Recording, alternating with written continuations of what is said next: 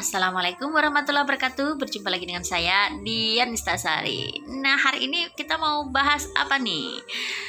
Akhir-akhir ini yang lagi marak kita perbincangkan yaitu tentang polusi udara. Polusi udara ini sebenarnya sudah dari dulu-dulu ya, zaman dulu-dulu banget. Tapi akhir-akhir ini memang karena paru-paru dari dunia juga semakin berkurang. Kemudian banyaknya kendaraan bermotor yang semakin ramai, semakin padat, tentu saja polusi udara juga semakin meningkat.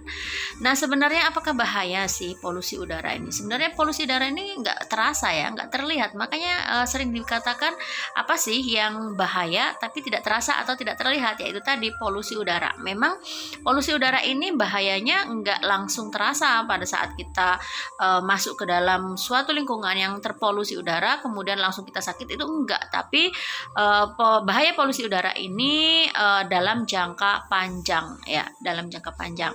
Sebenarnya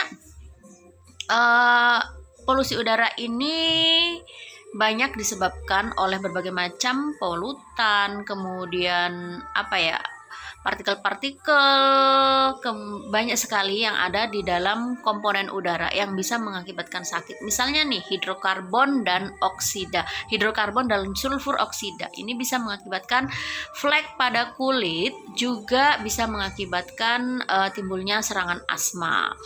Kemudian selain itu juga bisa mengakibatkan iritasi dan radang pada mata, dan selain itu juga bisa mengakibatkan gangguan-gangguan pernafasan lainnya. Nah, untuk timbal, jika ada kandungan timbal di dalam polutan, itu bisa mengakibatkan gangguan pertumbuhan anak.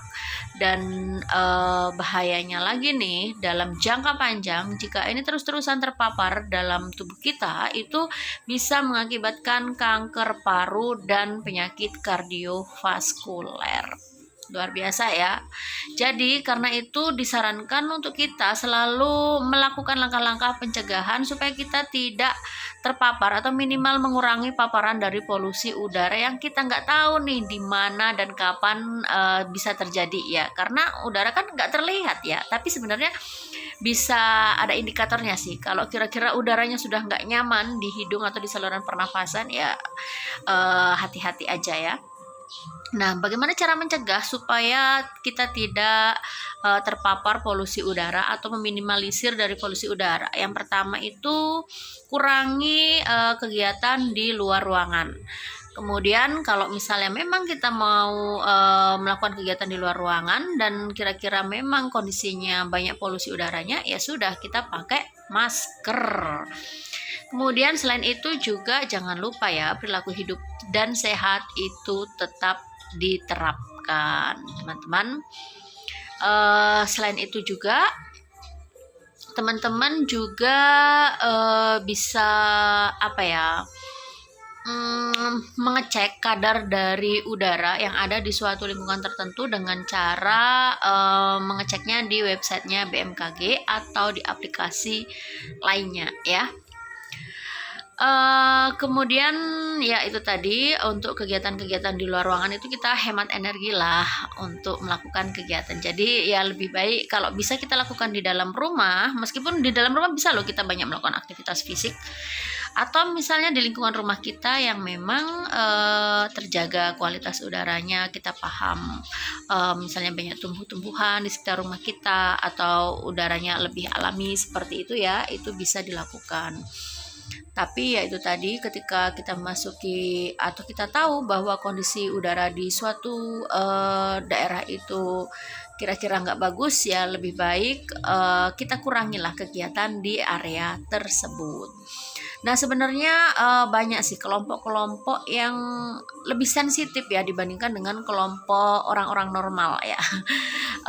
Jadi usahakan mereka juga terhindar banget dari yang namanya polusi udara ini.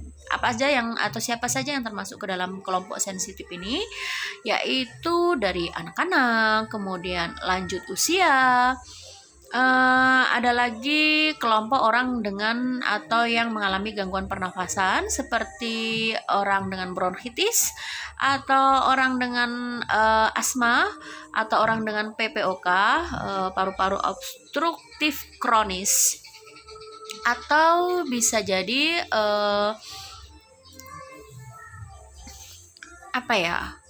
Ibu hamil ya, ibu hamil atau orang dengan penyakit jantung ini juga sensitif terhadap paparan polusi udara. Karena itu sebaiknya dihindarkan.